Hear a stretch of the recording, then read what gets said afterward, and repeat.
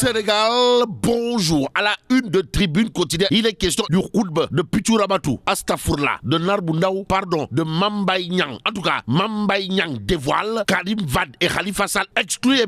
la présidentielle. Voilà, en tout cas, ce qu'on peut lire à la une de Tribune quotidienne ce matin. Ce matin, le journal de souligner d'autres propos de Sawai Mambay Niang, à savoir, si des manquements ont été notés sur les amendes, il faut encore réunir les parties du dialogue politique. Politiquement parlant, les propos de Mambay Niang dans la Tribune quotidienne sont probablement à prendre saillimement et même bâtidement. Bon, la commission politique, n'a pas traité la partie des amendes. Il faudra statuer sur ce cas. Mambay Niang Dixit nous livre Tribune quotidienne ce matin. Ce matin, il convenait de retenir d'après le journal du groupe des médias que pour Sawai Pichouramatou, Astafourla, Mambay Niang, Karim Wade et Khalifa Babacar Sall seront exclus de la présidentielle 2024 quand tu nous tiens. Et c'est Tribune quotidienne qui s'intéresse à un sujet particulier de ce particulier. De quoi s'agit-il exactement? Des histoires de Goloboui Tchepi. Détoile, waouh. Bon, course à la présidentielle, près de 50 dépôts sur 265 annoncés. Mais où sont donc passées les centaines de candidatures? C'est l'interrogation Kourbaïfal et Mboldebouri de Tribune quotidienne ce matin. Ce matin, il convenait de retenir également d'après le journal du groupe des médias que certains candidats déclarés à la présidentielle de 2024 semblent prendre les enfants du bon Dieu pour des canards sauvages. Et même s'il est dit Goloduna ou des Tchepi,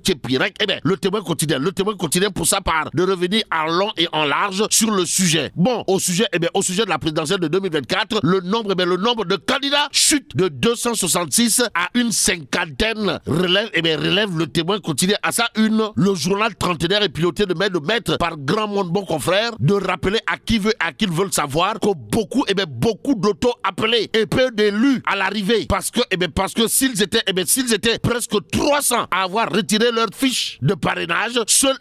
une cinquantaine de dossiers reçus au Conseil constitutionnel, informe le témoin quotidien ce matin. Ce matin, dans le journal, il est question d'un mbeur parmi les mbeurs politiques. De qui s'agit-il exactement? De Bougane Gueye Dany ou le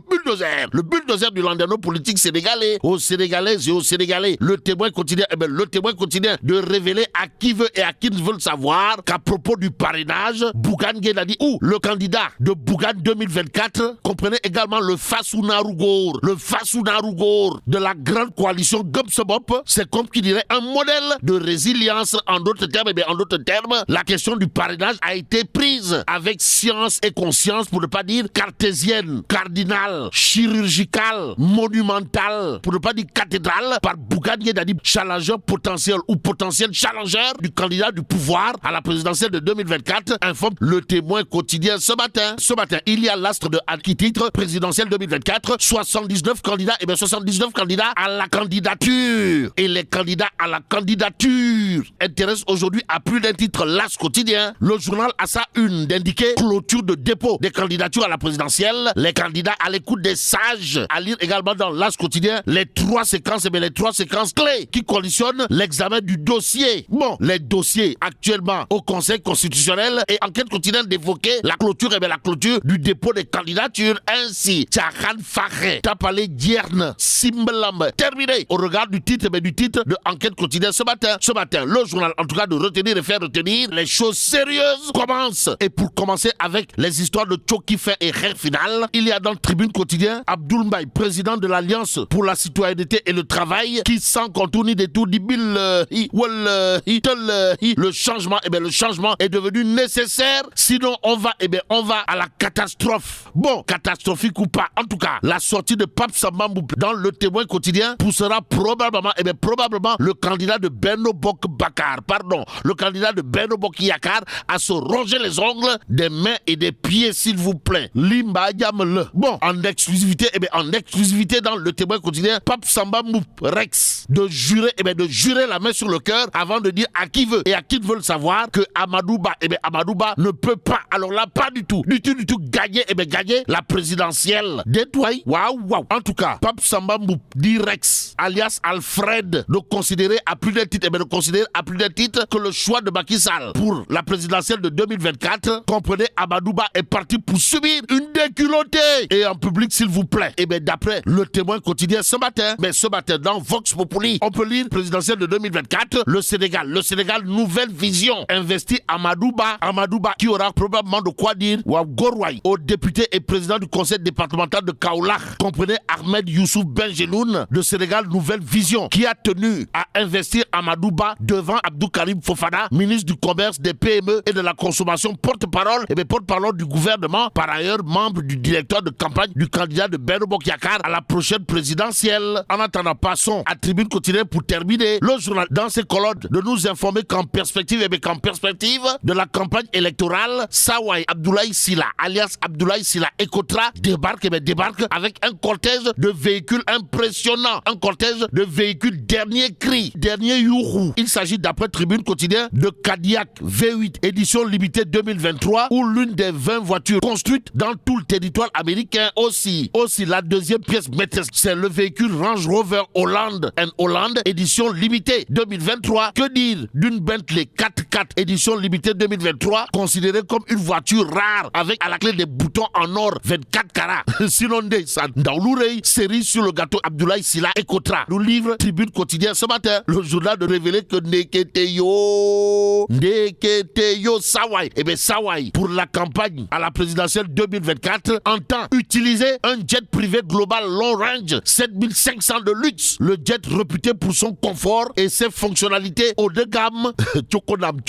Bon, mais là tu dong de. Tchei Allah. Foudu Djabati. Bon, que Dieu préserve le Sénégal. Dikkatina ku xew xanaa 7 sages Sud Quotidien xëy xamal ma ni fi mu ne day bu doon théâtre la da naan 7 sages en scène ñoo ca des nag ci dépôt candidature yi ndegam ndar képp nañ ko. L'Enquête Quotidien naan kon fi mu ne kay kuy xale demal foofu yi. Tribune yéene kay naan kon moo taxit bari nañu fooy wala. L'info naan kon ngir jëm 2024 virage bu njëkk bi day fi mu ne foofee la ñu daal di toll. Tribune yéene kay naan kon lu toll ci ñaari téeméer juróom benn fukk ak juróom ci ay candidat ñoo retiré woon fii ci fi mu ne nag ak fi mbir yi toll daanaka juróom fukk ci ay candidat ñoo daal di dem conseil constitutionnel déposer seeni candidature. Le Soleil yéene kay naan kon juróom ñaar fukk ak juróom ñeent ci ay candidat ñoo daal di jàll nag ca conseil constitutionnel. Le Témoin yéene kay naan kon waroo ak la nga xam ni moom moo amoon ca parrainage ba daanaka lu jege ñetti téeméer fàq dem jëli fii ci nag fi mu ne ci cappaandaw ga juróom ñaar fukk ak lu tegus lëp ñoo taxaw nag ne dañuy dagat baatu askan wi. Le Témoin naan kon gàcce ngaalaama Bougane Gueye Dany ci parrainage bi wane nga ci bëgg-bëgg dëgg-dëgg. Tribune naan kon waaye ka ko doon sampali poster dañoo rëq ndigam laas naan ko ñu ñëw rek fi mu ne sunu yaram dafa tàng ndax candidat yi ci boppam 7 sages yi la ñuy déglu bés bi le jour naan kon chance ñi nga xam ne daanaka ay candidat su tuut dañ leen dippee ak ña nga xam ne candidat yu pataa yi la léppay leer mbir yi yàggatul. Vox Populi naan kon alxamis gii bu 10 heures jotee ci la ñuy tàmbali nag defub tirage ngir xam dëgg-dëgg kan la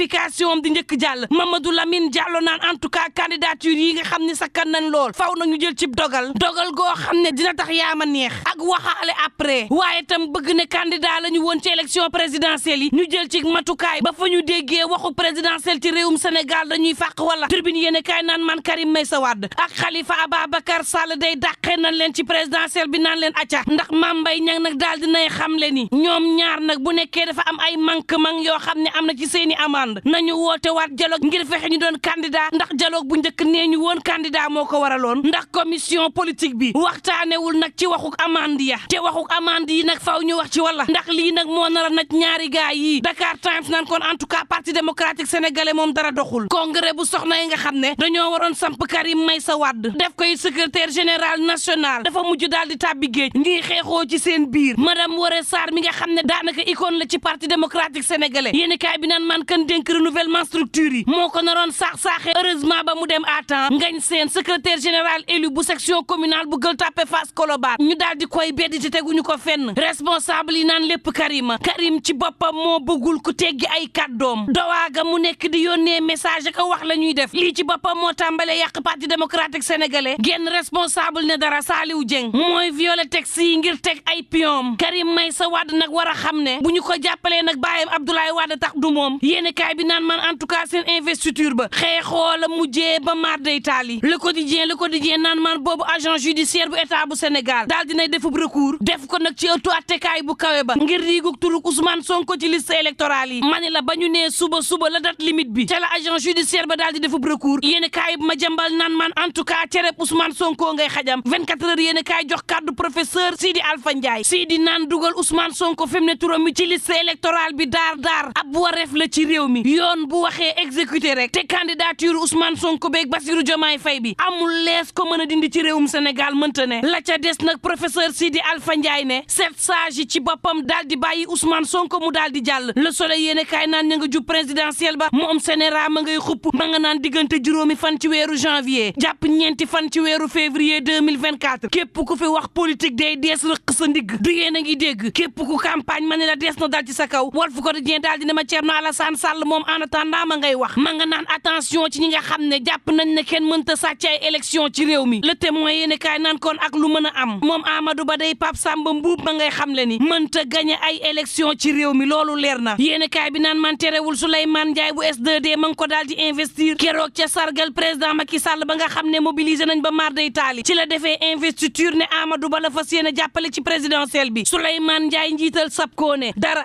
ñaabari jël ndam li teg ci loxol Amadou Ba Pape Samba Mboup ci la Témoin yéen kaay naan kon xanaa doo xool Amadou Ba ci boppam moo mënta gagné présidentielle bi ci lu leer Tribune yéen kaay jox kàddu Abdoul Mbaye mu naan opposition bi day fi mu ne am nañu sañ-sañ waaye itam am nañu chance ngir tëye réew mi ndax Sénégal ci boppam ñoo bëggub coppite te bu soppite amul day sénégalais daa ngeen dóor seen loxo ci ëkk te coppite googee ngir mu am faaw opposition bi booloo doon benn fexe nag ba élection yi daal di jaar ci yoon lépp daal di leer président Macky Sall nag nekkul mooy président rek dafa war a joxe ordre ngir ñuy woteel Amadou Ba déedéet ku mu neex na woteel ku ko neex te loolee ngir mu am faaw opposition bi boole seen doole ngir ñu mën a déjjatee ñi nga xam ne ñooy sonal nguur yéen kaayib dee média bi naan kon en tout cas opposition bi moom bari na ci ñoo xam ne takku nañ ba dëgër ne naana bokk na ci ñoom Abdoulaye Sylla bu ABS 24 yéen kaay bi naan man diggante jet privé ak yeneen woto de luxe lii la Abdoulaye Sylla candidat dugg see ci élection présidentielle bi waxtu woowu la Témoin yéen kaay naan man fukk ak benn ci ay dëkk-dëkkaat yoo xam ne ñi ngi ci ngeeñeen ña ngay ñaxtu nag fàtte gi nga xam ne suñu politique yi fàtte nañ leen ko ñuy dund jaxannama ci seen biir réew Tribune yéen kaay naan man ngir soxna yi mën a demal seen bopp Fatou Faye Gueye daal dinay taxawal GIE yaay ja agro business daanaka juróom-ñett fukk ci ay millions ñu financé ko soxna yi ngir ñu mën a demal seen bopp am seen cëggal guy Fatou naan fi mu ne joyanti état rek ndax état mënta jàppale soxna yëpp faaw ñenn ñi dugal ci seenug loxo yéen kaay bi naan man direction de l'emploi it ma nga xool fi mu ne nees def ba xale yi seen xëy mën a yomb ci réew mi Pape Modou Fall naan taxawal nañ plateforme boo xam ne diggante métier yi ba ci wàllu salaire yi ak entreprise yi soxla noonee lañ koy daal di defee ba wutum xëy mi mën a yomb ci réew mi ba ci taxawal ay entreprise xool dëgg-dëgg marché bi lan la gën a soxla loolu lépp day nekk ci plateforme boo xam ne xëyum ndaw ñi daal moom moo koy tax a jóg Alassane Bala ci Tribune yéen kaay naan man nañ wax ci coowal Ndella Madior Diouf li ndax taxaw jiñ ko Ndella kese day daal di yomb Alassane naan keroog ba nga xam ne Ndella mi ngi def lii ci réew mi amul benn yoon boo xam ne sunu autorité yi dem nañ saytu ji loolee xool nees ko defee ba mu amee it pënd bu wuri ministère de la femme mi nga xam ne saa bu jógee nee ñu mi ngi financé soxna yi lan moo tax deful ab communiqué naqarlu Alassane naan bu dee falaat seenub candidat daal sa war nañ ci waaye teqale tout tànk yeeg ak jafe-jafe tout tànk yeeg métti tout tànk yi ak faatu te na leen ci réew moo xam ne nee ñu réewum teraanga la Alassane naan lii bu amoon ci réew mu sérieux leneen la ñuy wax waaye du lii Sénégal nag mooy réew moo xam ne lu waay neex def te dara du la ci fekk bu leen fàtte ni ca Tiwaawoon service ba ñuy denc xale ya tàkkoon na fi fukk ak benn ci ay tout tànk yu doogu juddu daal di fay lakk ba faatu te lépp nag négligence moo ko waral ba tey ban bopp lañ ci kupp benn Alassane naan ak lu mën a am basta yéen kaayib des médias bi naan man balaa ngay wax basta kay waxal violence bi nga xam ne mi ngi ci langue politique gi responsable gëm sa bopp bii nekk ca Malika ñu gën koo xam ci afro daanaka jege woon na faatu ay posteeru Bougane Gueye Dany la doon monté ca Malika ay ndaw ñoo ko fa fekk daal di ko fay songu ba maar day taali ma ne la dañu koo dóora